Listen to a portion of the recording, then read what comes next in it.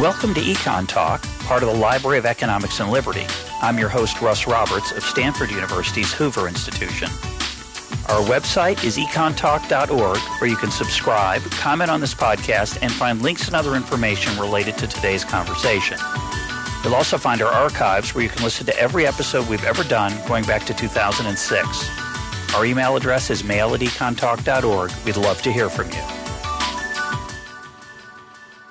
Today is November 10th, 2017, and my guest is author and historian Rachel Laudan. She is a visiting senior research fellow at the Institute for Historical Studies at the University of Texas, Austin.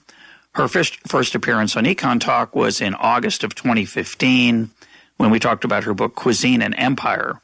Our topic for today is food waste. Now, Rachel, welcome to EconTalk. I'm delighted to be back. Now, you wrote on your blog, food waste is presented in moral terms. It's bad, even a sin to waste food. This is a terrible way to frame the issue. And end of quote. But it does, I think, for many people, seem like a moral issue. It just seems wrong to waste food. Why do you think it's bad to frame it that way? I think there are two reasons. The first one is that even if you accept that wasting food is bad, and I think most of us have that drummed into us from small children with the phrase, waste not, want not. We can come back to that if you want to. Even if you think it's wrong, it is simply one among many wrongs and rights that as adults we have to weigh. There are other issues about food. Is our food safe? Is our food healthy? Is our food taking an inordinate amount of time to acquire and prepare? Is our food enjoyable? Is our food, are we expressing at a meal respect for other people? So all these goods have to be weighed. Just take the question of health.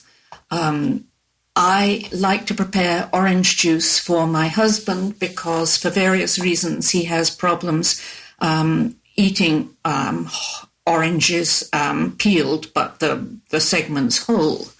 Now, when I make orange juice for my husband, I can easily get what's called a week's worth of food waste in one day because by the time I have expressed the juice from all the peels weigh 3 or 4 pounds, the average food waste in a family, for a person for a week. Now, that quantity of waste, I could, in fact, do something with it. Those orange peels are technically edible. I could turn them into candied orange peel.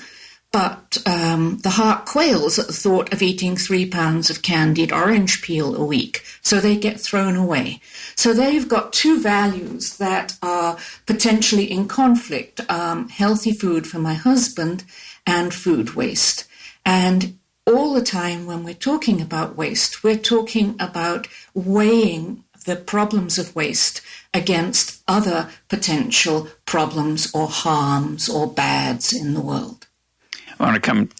Let's stick with your orange juice example for a minute because I recently mentioned on the program, and I've mentioned it before, I find it such a compelling and interesting example that orange juice in juice boxes in many ways is more environmentally friendly than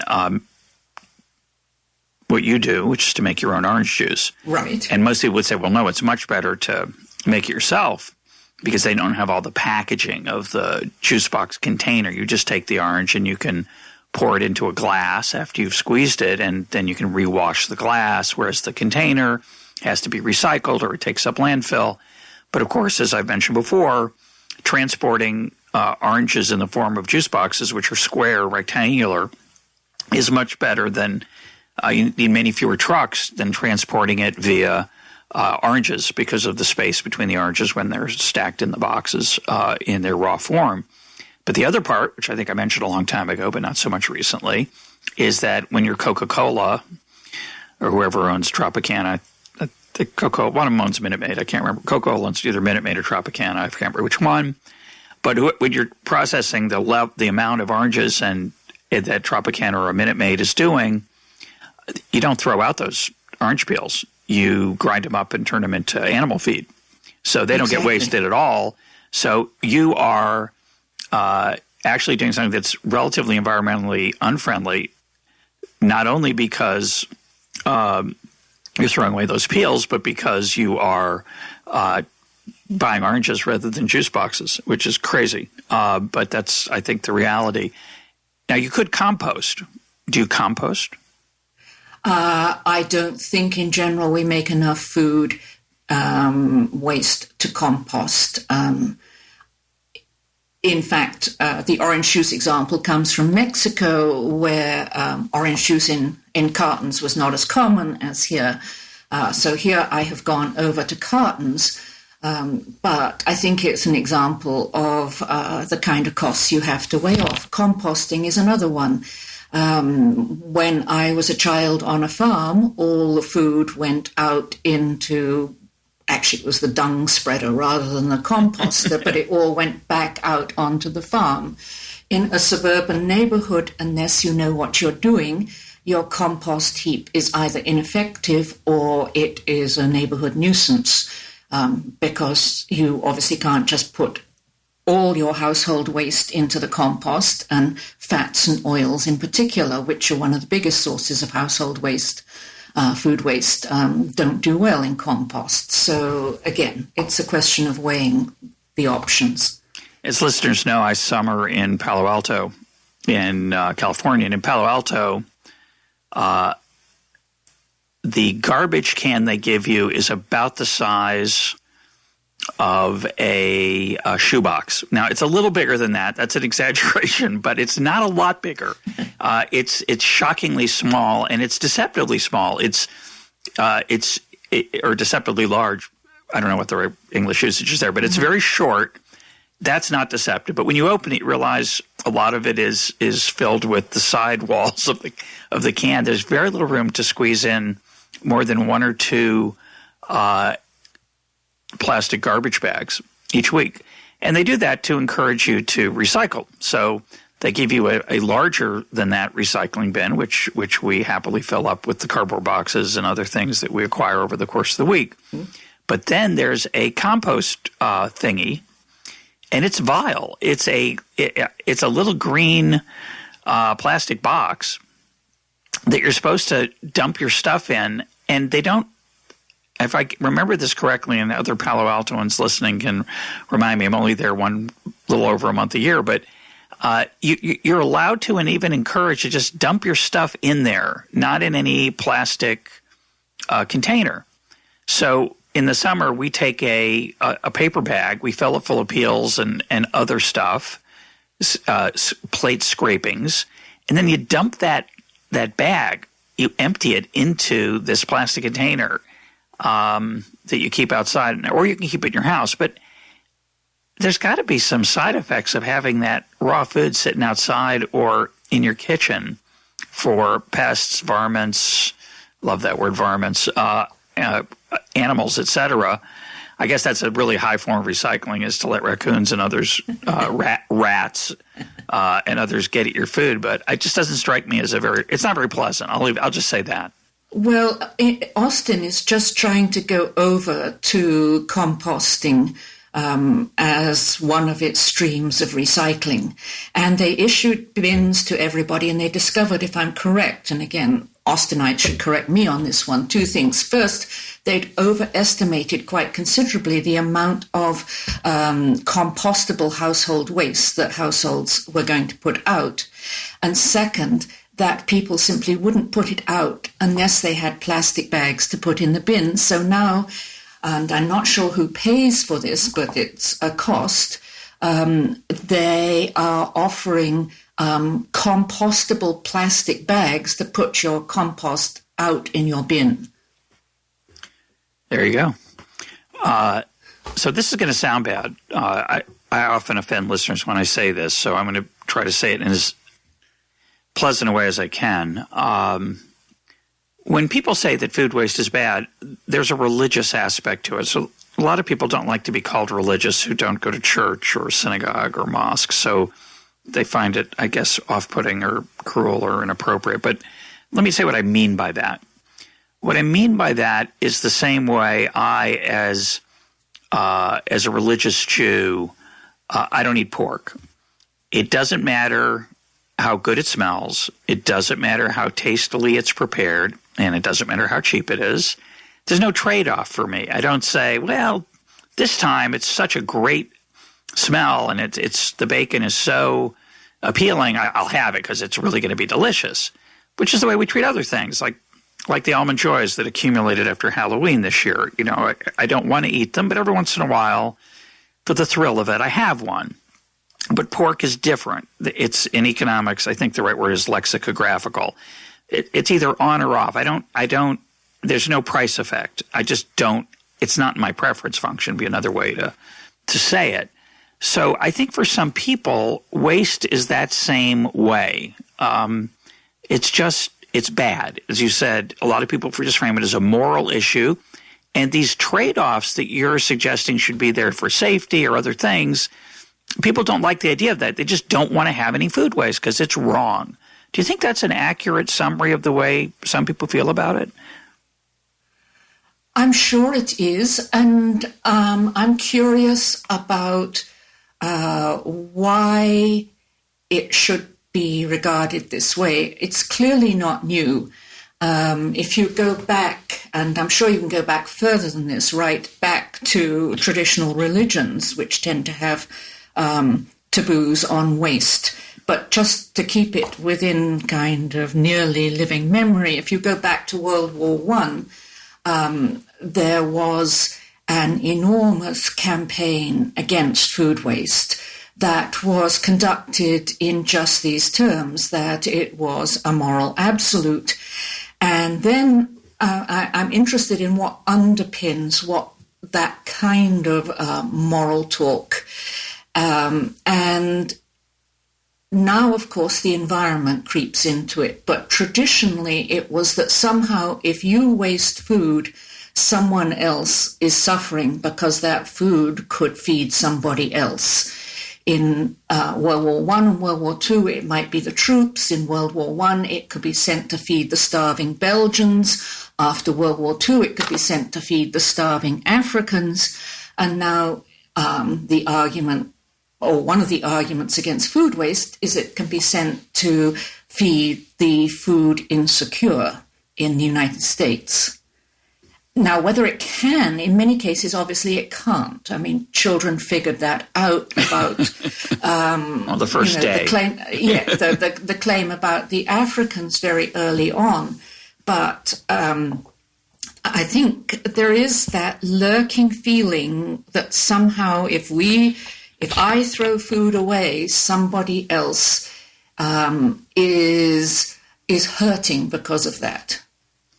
Well, I think you're interesting. You make an interesting point about religion, more formal religion. Most religions have, I think, Judaism does for sure. You're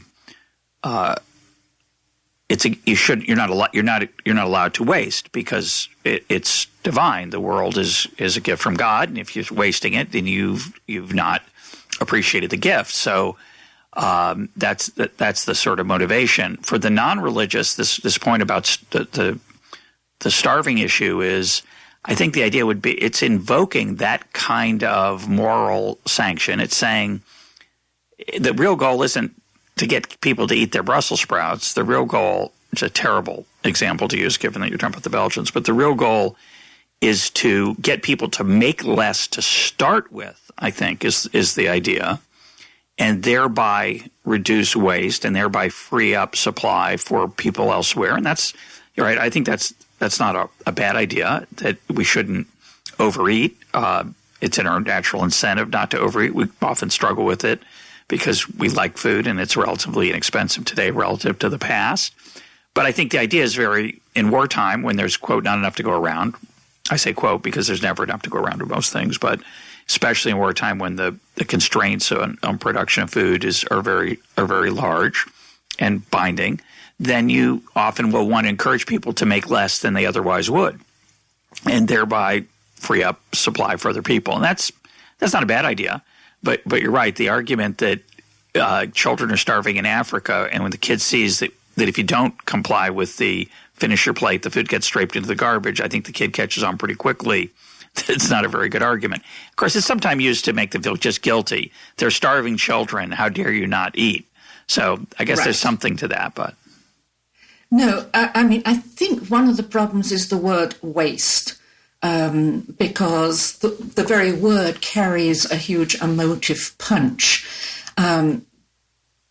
I think of it as a historian in terms of food, let's call them systems, whether it's a regional system or a national system or now a transnational system. We've got kind of three situations. You don't have enough food. Well, that's a disaster, and nobody wants to have not enough food.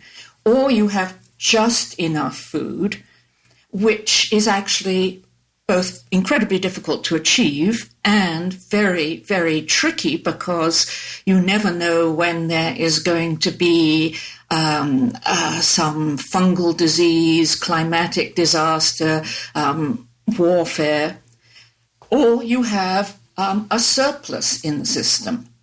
And a surplus in the system is, I think, tremendously much to be desired, because it is the only way you can have food security. And so then the question becomes not one of sort of the moral problem of waste, but the economic one of what kind of surplus do you need, and how much can you keep that surplus moving through the system so that it's minimized? What's the optimal kind of surplus? But in most countries, no one is in charge of the food supply. It's up to the individual farmers, retailers, grocers, bakers, consumers. And there's a certain natural impulse to surplus that's built into that system through self-interest, right, not through some policy decision made by somebody. And ironically, of course, we are this month, the word celebrating seems inappropriate, commemorating the 100th anniversary of the Russian Revolution. And the Russian Revolution, one of the things that was notable about it was that they had trouble feeding their own people, despite the incredible fecundity of the Ukraine and the ability to grow wheat there. They always somehow had a bad wheat harvest. There was bad weather for decades, evidently, after the Russian Revolution. And of course, that's a joke. The system was not incentivized to get people to make enough food, and they killed a lot of their farmers, actually, which certainly discouraged farming. So in America, however, and in France, and you don't have to be a hardcore capitalist country to do this, bakers every day make almost always too much bread. And I celebrated the bread market in my poem, It's a Wonderful Loaf. And some people reacted to that poem by saying, well, it's a horrible thing that there's always bread available because a lot of it gets wasted. And I think your point about waste is the exact right point. If I show up in the store to get rye bread and they don't have it, and I have to go now to a different store to look for it again, what's been wasted is my time. I will never get that back. Whereas to produce a little extra bread, that some of it might get left over, but the baker never wants to confront a hungry customer with, sorry, we're out. So they'll always have an incentive to produce a little too much, which means that the price of bread's a little higher than it otherwise be. You could go to a bakery. A baker could try to thrive by having cheaper bread, which would sometimes not be available because they'd be out because they weren't willing to produce that surplus in case demand was a little higher than usual that day. But I think most consumers prefer the surplus. And the other thing to emphasize, of course, is that the baker doesn't typically want to throw it out. They want to do something with the bread, which they will if it's possible legally, to use the bread somewhere else or to sell it as day old or to do other things with it. Exactly. And the farmer doesn't want to have unsold crops in his field, and the processor doesn't want to have unsold vegetables sitting in the cold chain, and the consumer, although it's not always the overriding consideration doesn't want to spend a lot more on groceries than they have to. So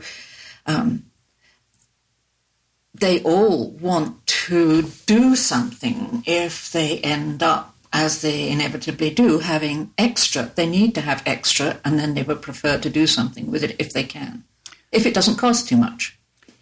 So let's talk about the if you can thing. You and I both know about this recent documentary called Wasted that came out, and it's a condemnation of food waste, and it's got a lot of dramatic statistics, many of which are hard to verify, but they sound horrible. 1/3 of all food produced is never eaten. 40% of the food that is produced goes to waste. 90% of the food that's wasted ends up in landfills. The annual cost of waste is $1 trillion, and 800 million people are starving in the world, while 1.3 billion tons of food are wasted every year. So that sounds pretty horrible. And what they do in this documentary is they go through the different aspects of the food chain that you just mentioned: farmers, processors, retailers, consumers, and they try to show you different ways that people are conserving food when they can. And when they don't, they're trying to browbeat us into changing our behavior. So one of the examples they use is grocery stores. It's a very interesting thing. I don't know the answer, but one of their themes in the documentary is that when you pick up a pound of butter or a thing of milk or a can of something even, it'll say best buy or sell by or some phrase that's printed on the packaging that tells you when it's not good to eat it after that date. And a lot of those foods, of course, they're fine to eat them after the date. They don't go bad. But people are discouraged from, chicken is one thing and milk is one thing. Those are one thing. Those are things that do go bad very quickly. But a lot of the things that are on there, it's also the same with medicine. A lot of the expiration dates, I don't know, is this illegal? I don't know if you know. Is it a legal thing that they're protecting themselves? But it's true that a lot of people presume then that it's dangerous to eat it after that date. Do you know anything about that? I don't know whether it's a legal thing. I do know that Britain has recently begun changing those sell-by dates in order to reduce the kind of unnecessary waste that goes along with those. And that seems to me not a bad thing to do, partly because anything that can reduce fear of food at the moment, quite apart from the waste issue, is a good thing. We have, in this incredible abundance, we have, because of fear and guilt, waste and due dates and what have you, we have produced a really neurotic way of thinking about food, I think, in the United States. So I don't know whether it's the producers protecting themselves, which of these are government regulations, which would also obviously tend to be very conservative in their estimates about shelf life of food products. But no, it certainly increases the amount of food that groceries throw out. I regularly buy meat that is put in the not the waste bin, but the reduced bin when it's still got 3 or 4 days even to its due date, and often it would last long after that. You just give it a good sniff, and seems okay. Yeah. Well, you can tell from the color and there's lots of ways. Texture. Yeah. Well, it reminds me a little bit of the government guidelines for temperatures meat should be cooked to, which are designed to make the turkey that you just had for Thanksgiving. I think we're taping this before Thanksgiving, but I think it'll air a little after Thanksgiving, or right around Thanksgiving. The turkey temperatures that the government recommends are designed to make the turkey virtually inedible. But salmonella and other bacterial problems are not good, so you have to be careful. There's a trade-off there between taste and safety, and you should consult with your local scientist for what temperature you think is good. I would never, as host of EconTalk, be giving people advice on food temperature. But my personal feeling is that and don't try this at home, is that some of those temperatures are a little too high. Mm-hmm. I'm sure you're right. Let's talk about farming. I think one of the things that's decried in this documentary, which is sort of amusing is not the right word, but interesting, I guess, is that Americans like pretty food. They like aesthetically pleasing food, so that a carrot that's a little bit gnarly, or various vegetables that are misshapen, or fruits tend not to sell in America. If you go to the produce section of a first-rate American grocery, it looks like a museum. I mean, the pieces they're perfect. You go to Costco. Costco's the visual appearance of their produce is just spectacular. Sometimes it's not as tasty, I would argue, but it's very physically, aesthetically attractive. Do you have any thoughts on that? I think it's true. I think we do care about pretty food. No, I don't have a very strong line on that. I mean, clearly at the moment there is a big movement to sell ugly food, and a lot of people are picking up on that. I don't know to what extent it is driven by the fact that frequently uniformly shaped vegetables are a great deal easier to deal with in the kitchen. I grew up with what in America are called sunchokes, and in England were called Jerusalem artichokes. They're little knobbly root things. And they're the very devil to peel before you cook them, because they are all knobbly. And the same is true of many kinds of produce.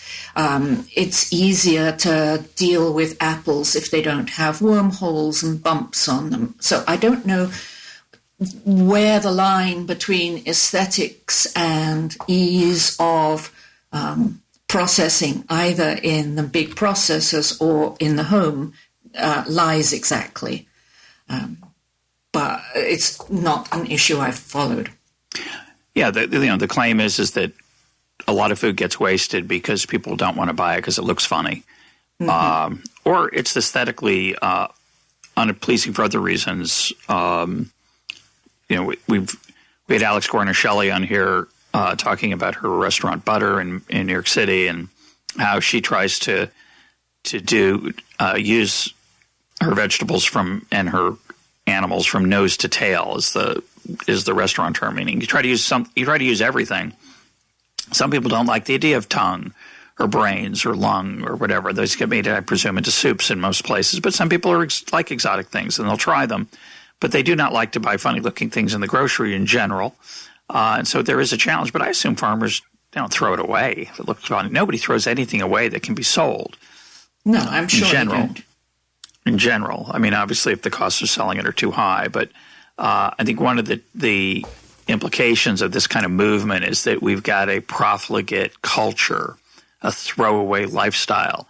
But in the industrial world, very little gets thrown away. My favorite example of this is the creation of a pencil, which is one of my favorite things for reasons that I think listeners will appreciate, from Leonard Reed's iPencil. And when they take two pieces of cedar and they sandwich them around the graphite, and then they take a cedar plank, a small slat. They groove it to hold the graphite. Then they take another slat and they put that on the other side. So you have a sandwich now of cedar and graphite. And then they carve essentially the pencils out of that, the six-sided pencils. And, of course, there's a little bit of cedar that gets left behind because it's not square. It's six-sided, which makes it easier to hold, of course. And so those leftover cedar shavings, I'm told, they don't get thrown away. Turkeys like them. Another Thanksgiving reference. Turkeys like to sit on beds of cedar. So I don't know if they pay for turkey farmers to come get them, or whether they sell them, or are able to sell them to turkey farmers. But it doesn't get wasted.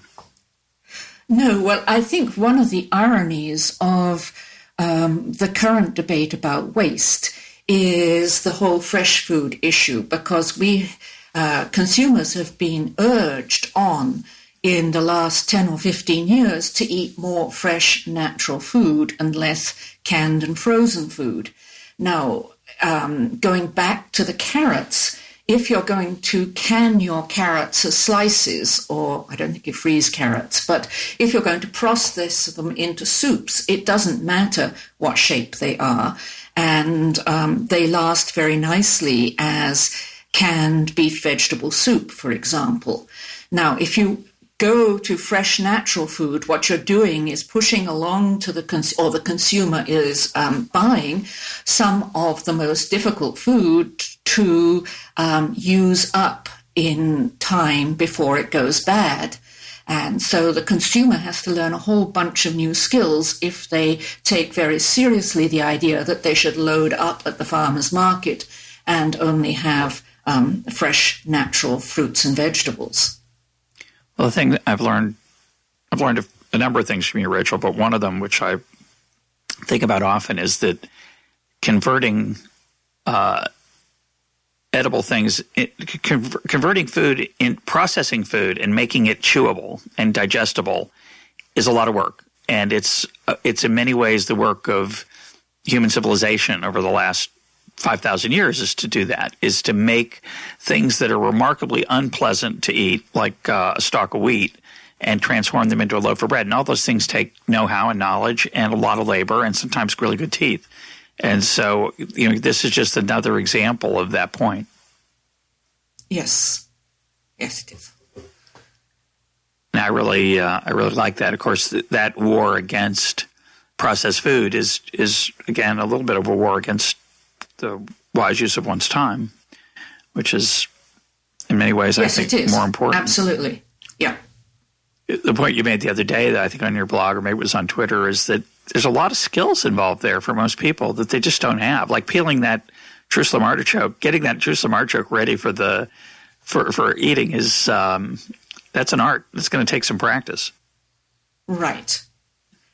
And it's one perhaps of the many reasons why when I see chefs arguing or promoting lack of waste, there, as in many other areas, they're apt to overestimate the skills of and the time of the average home preparer of food. Yeah, there's that series, I forget what network it's on, of great chefs. They're really extraordinary documentaries of great chefs, and one of them is Dan Barber. And what Dan Barber can do in his kitchen is not what I can do in my kitchen. And one of the reasons, by the way, there's very little waste in those upscale restaurants. They don't give you much food to start with. It's a lot of, it's very aesthetically pleasing, and I'm sure. I don't think people leave a lot on the plate in those places, not at the prices they pay, I'd guess. No, I think not. But the other side of that is that for most restaurants, not to give a generous helping is to turn away customers. And that does mean that the doggy bag phenomenon or the restaurant leftover food phenomenon is one that is a large one because restaurant helpings are typically so much larger than home helpings. Well, they've gotten so much better at doing things cheaply. It's exactly what we're talking about, what a restaurant can do in its kitchen versus what you and I can do in our kitchen. Just like the orange squeezing example, they get every drop of juice out of that orange in a way you can't. And they do something with the rind, and the same things are going on in the kitchen. They've so many economies of scale for them to make stock out of leftover parts, and right. That for you or I is a nuisance because we've got to freeze it and put it somewhere and wait till we can use it. And yeah, for sure. Get rid of the soggy remains. Yeah. Now, you tweeted about this recently, and at the end of it, you waxed philosophical, and I found it extremely interesting, and I want to turn to that now. You say, after you'd made some observations along the lines of what we've been talking about, you said, I also like the freedom of making up my own mind about what and how I eat. I've been thinking about that for much of a long life. What do you mean by that? I think it's both a great benefit of the current generation and a huge challenge. For most of history, most people did not have a choice of what they ate. Often that was simply that there was so little to eat that you ate your tortilla and beans, and that was it. For those who were wealthier, often they were put in situations where what they ate was carefully monitored. Religious orders made sure that in commonly feeding, say, a monastery or other religious house, it was easier for the monks to be abstemious because they simply weren't given lashings of food. Or if soldiers had to be strong, again, they had communal feeding for the soldiers. So I think the idea of having choice in food is something that is a relatively recent development. I think it is an enormous increase in pleasure, but it's also, of course, an enormous increase in responsibility.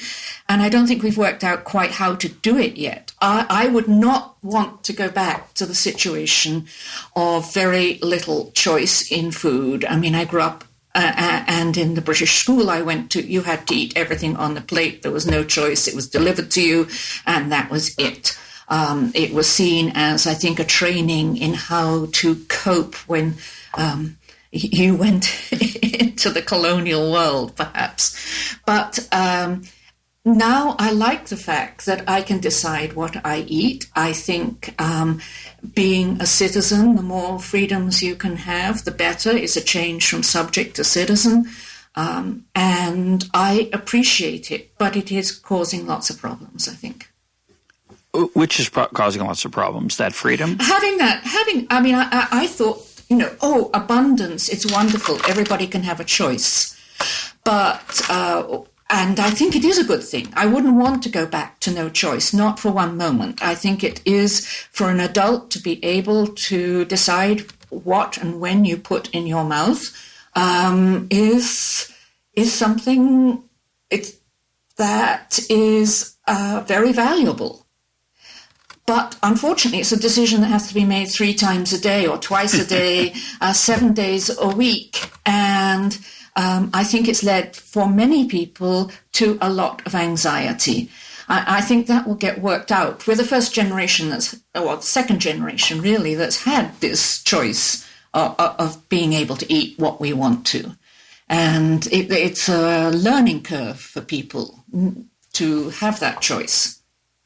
Yeah, as you point out, or as you're implying, our culture responds to that in various ways. And of course, you and I are both lucky to live in a place where our problem is abundance. There are still many, many places in the world where the problem is scarcity. Mm-hmm. And, people say that, I've heard this number, 1 in 6 Americans is food insecure. Those kind of sentences I don't care for because they're not well defined and they're usually issued by people with an axe to grind. But certainly there are people in America who probably struggle to get enough to eat.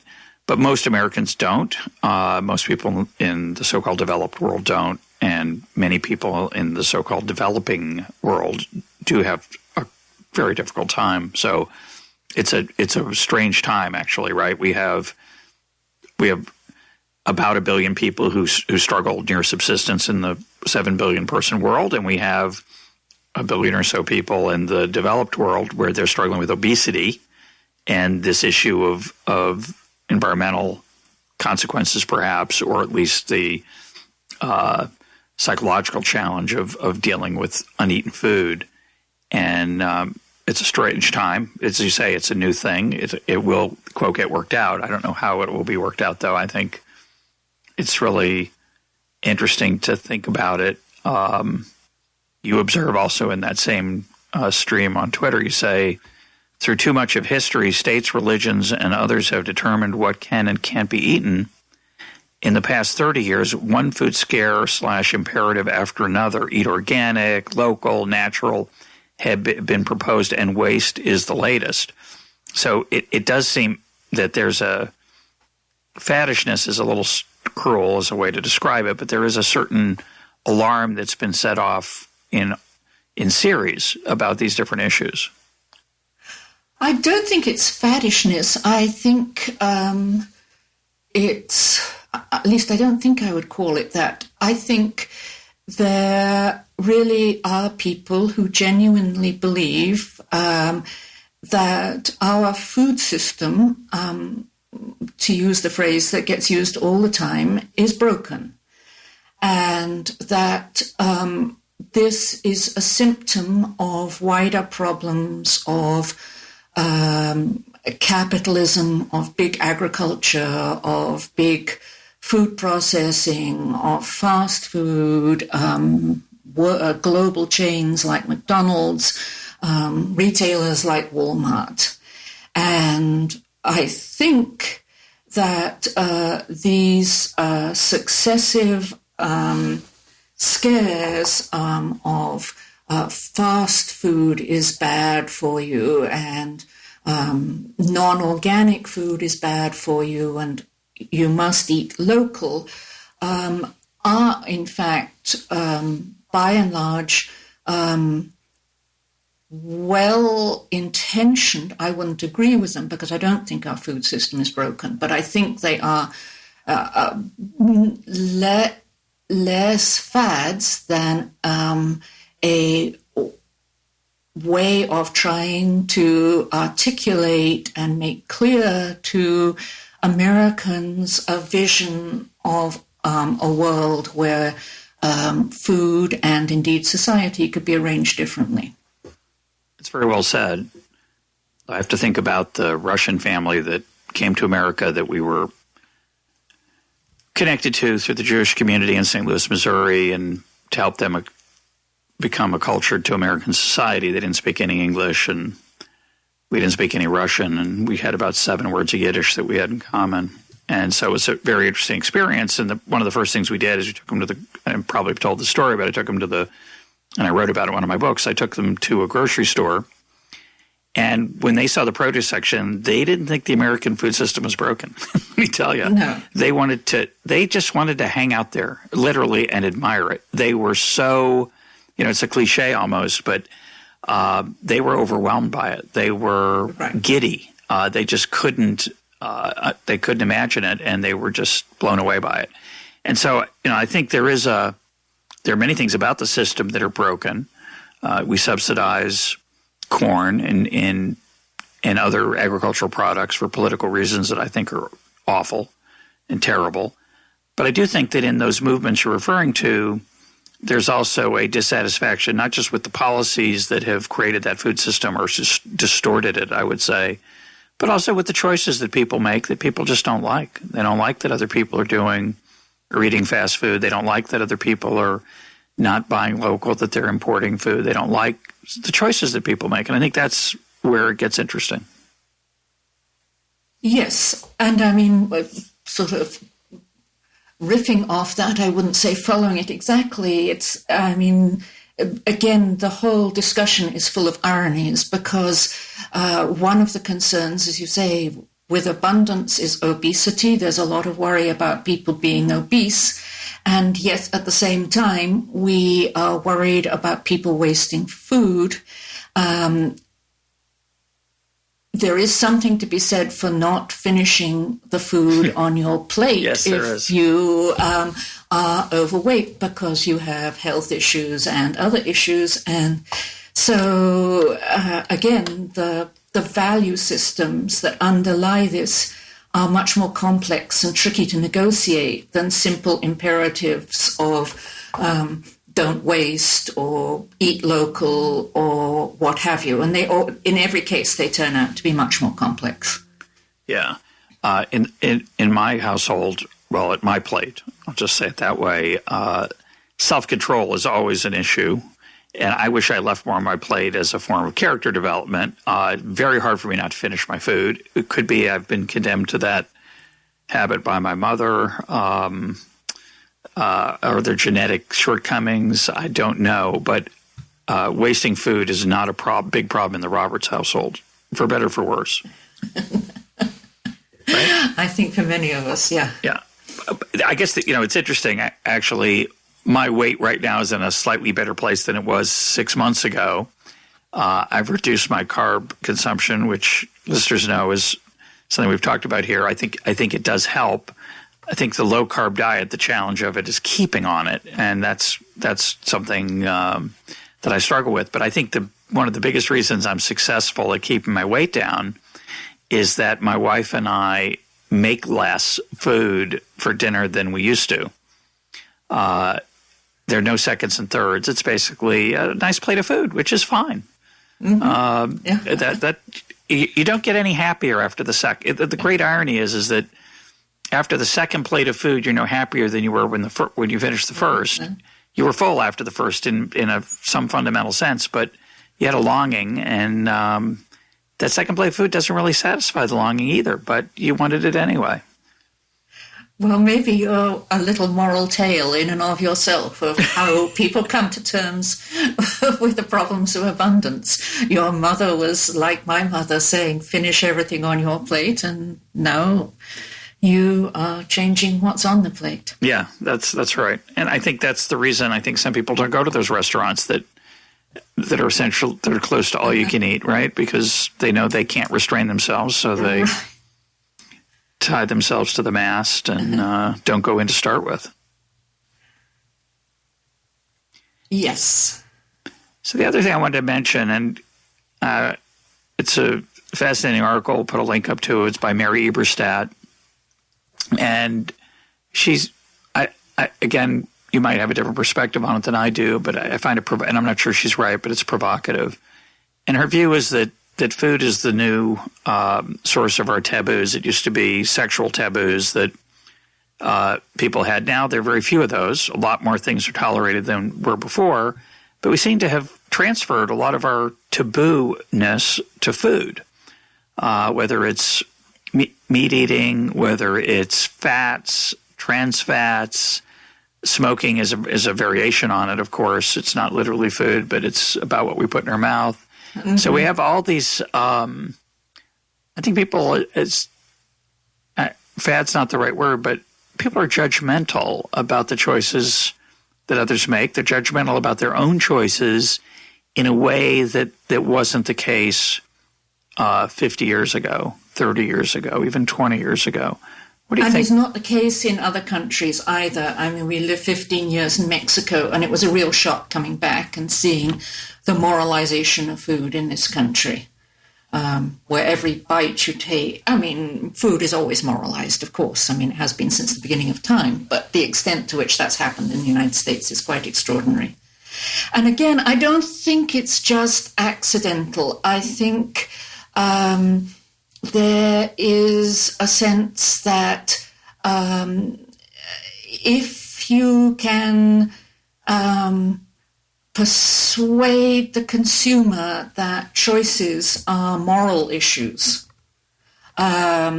you can include them in or recruit them to or demonstrate to them the importance of wider political concerns about everything that I would really include in the moral realm, like equality, to more dubious things like weight being a sign of self-control and maturity. And food has become the kind of carrier for all this, or for a large amount of this concern. There's a brilliant skit I found it on YouTube. I don't know where it was from, but the meat eater who shows up at the vegetarian household for dinner, and as the vegetarian food is set out, the meat eater says, "Well, don't you have anything for me?" And the host says, "Well, what do you mean? You can eat the other food." He says, "Yeah, but I like meat, and you didn't make anything for me." And of course, my wife's a vegetarian, my daughter's a vegetarian, and they are not self-righteous about their vegetarianism. They don't demand that people comply with it in their cooking for them. They eat what they often even don't warn people. It's an interesting social issue. Should you warn somebody that you're a vegetarian? Because then you don't eat some of the food that they make and they'll be upset. Whereas if you tell them, then they have to make special food for you, and you're imposing costs on them, and you feel bad doing that. So it is an interesting challenge. But that meat eater who feels oppressed because there's no meat for him at the meal is just it's funny because it's not the way our culture works now. That taboo goes in the other direction. So it's just an interesting thing of how we try to come to grips with that. Yes, and I think it's made social interaction more difficult because, obviously so many social interactions take place over food. And whereas before the assumption was that short of some real serious health or religious issue, when you were invited to join a group, you would share food with that group. That was the bonding in many ways. Now it is quite the reverse. And right from a very young age, children learn now that they have a choice. If they go to McDonald's, they can choose which particular food they want. And this is another case where choice, I think, is a great privilege and allows people to express themselves in many ways. But there are downsides, and one of the downsides is challenges is finding a new way of organizing social events so that there are different ways of expressing communality. Yeah, it's an interesting thing. I remember when I was in school, I think I was in 11th grade, but there was a notorious kid in the school who liked a warm hamburger, and his mother would bring him a warm hamburger every day. And my attitude at that time was, that seems like not the healthiest thing for a child, to be told they can have exactly what they want. But that's our world. And now, everybody gets exactly what they want. We get exactly what we want at Amazon. We get exactly what we want at our clothing. We get exactly what we want at the dinner table. It's not uncommon at our dinner table when we were raising our children that kids would eat different things, imposing a cost on usually my wife. Sometimes I was the cooker, but often my wife, and she was happy to do it. She viewed it as a wonderful thing. But some of it is, I think some of that is our more child-centered, child-focused culture. But a lot of it's just our desire for, having it our way. Having it your way is what, I forget which fast food slogan. Is it Burger King or McDonald's? I don't remember, but it's not McDonald's. I think it was the way Burger King tried to differentiate itself from McDonald's, as if somehow there was this extraordinary opportunity to avoid ketchup was going to transform their burger into something magnificent. But it is an interesting thing that we're all a little bit spoiled. We want our meals tailored. And there's that great scene in the movie L.A. Story with Steve Martin where and it's an L.A. movie, right? It's Los Angeles, where every person at the table has a unique order. I think it's just coffee. I can't remember exactly now the scene, but there's a big, very detailed set of instructions. And Starbucks is a perfect example of that. The variety of choices that you're given would be bewildering and strange to somebody from 1950. You just get a cup of coffee. Right. Sugar or no sugar. Yeah, that would be it. Yeah. Cream, no cream. There were choices, right? There was black and white, and then there was sugar, no sugar. Now it's Splenda equal, sweet and low, raw sugar, honey, just on that dimension. And the same is true for the creamer, right?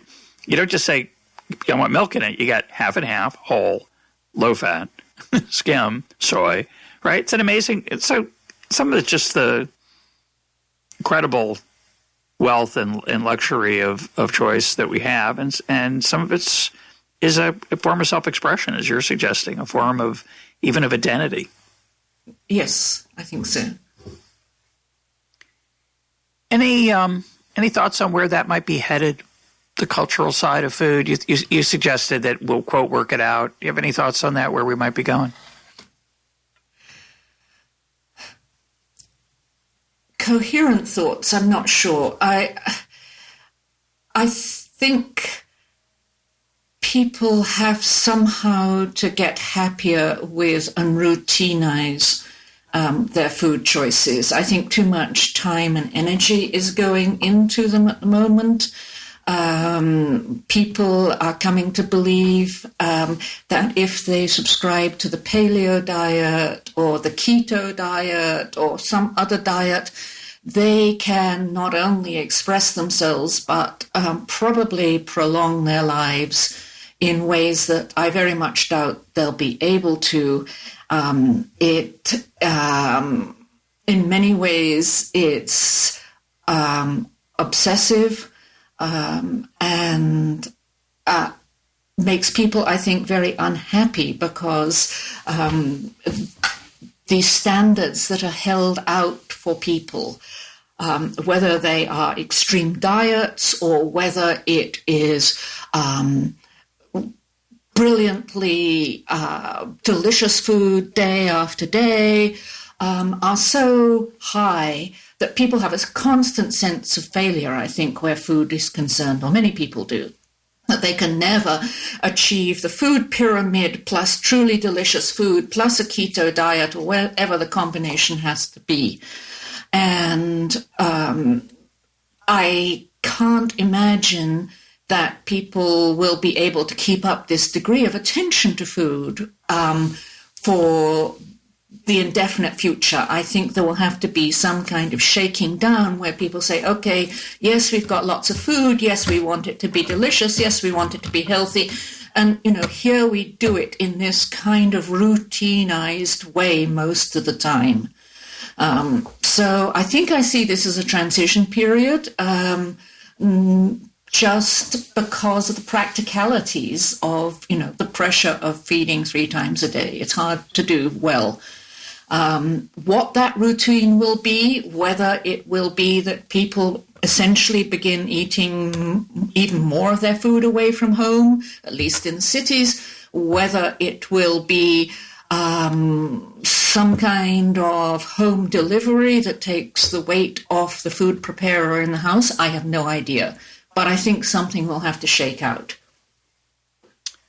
Do you think are there things about that broken system that bother people that you think are important that we ought to be trying to deal with that might make this better or worse? I'm thinking particularly about things like obviously the food subsidies are one, but there are a lot of people who want us to buy local.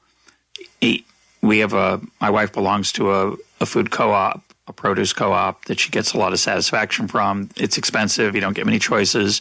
It's tasty. I like it. But a lot of these things are not solutions for the world. They're solutions for people who live in relatively comfortable material settings and cultures. And my view is if you want to buy local and you want to eat carb-free or you want to eat a lot of carbs, you want to follow the China diet, which I have a friend who does, which doesn't appeal to me at all, scientifically or gustatorially, that's your choice.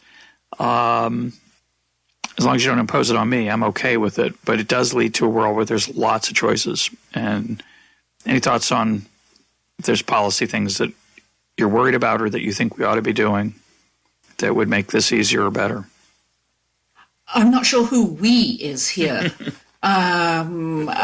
I want the government to intervene more in food production and distribution? No, I don't think so. We have already a huge number of non-government organizations who are with sometimes related, sometimes opposing agendas working away. I tend to be rather laissez-faire about this at the moment. I think both the issue of coping with choice and the issue of obesity will find solutions, but I don't have a kind of roadmap for what they would be. The more people who are trying different things, perhaps the better. I mean, obviously, there are all kinds of small things that need to be done. I mean, it would be nice. I'm never quite clear about many of the things that are claimed to be very bad with the system. I'm not sure how bad animal welfare really is. There's a disconnect, I think, often between urban perceptions of animal welfare and what actually goes on in the country. I'm not sure. As you say, many of these waste is incredibly difficult to measure. And so I have less than total confidence in many of the numbers that are flitted about food waste. And you can go on along these lines. So, no, I don't have a grand either map of what is wrong or what to do about it. I do think with so many interested people, things will shift. They've shifted so fast in my lifetime. I cannot imagine that in another 20 years the scene will not look radically different. I look forward to talking with you about it in 20 years. My guest today, me too. My guest today is Rachel Laudan. Rachel, thanks for being part of EconTalk. Well, thanks very much.